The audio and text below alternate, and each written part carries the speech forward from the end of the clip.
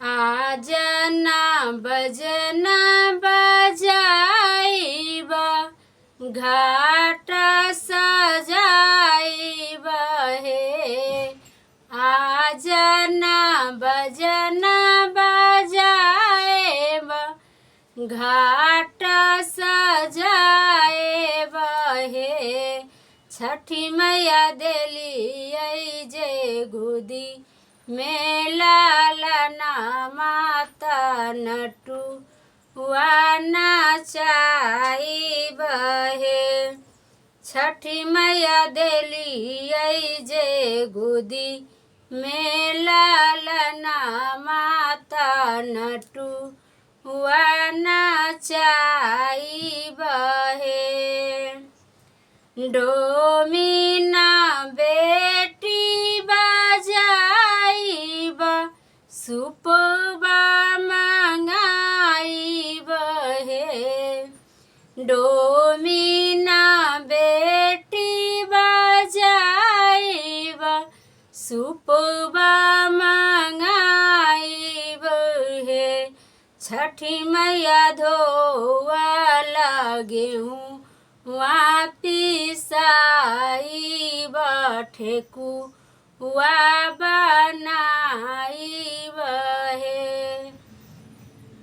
छठी मैया धोवाला गेहूँ पिसाइब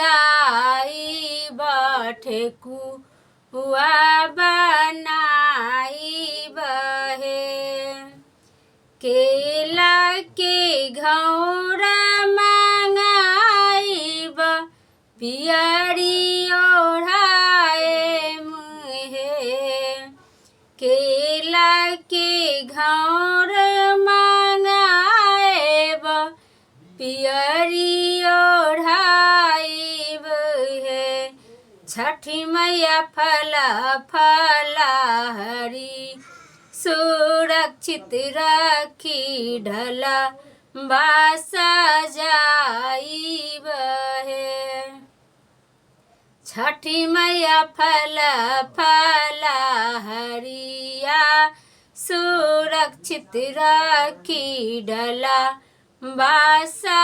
सजाइब हे।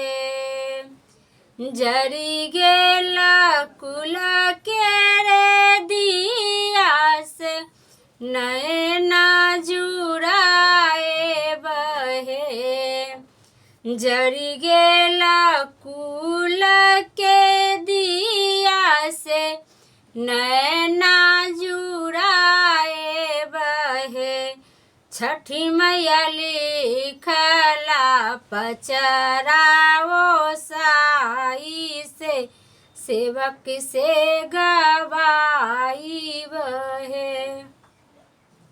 छठी मैया लिखला पचराओ साई से सेवक से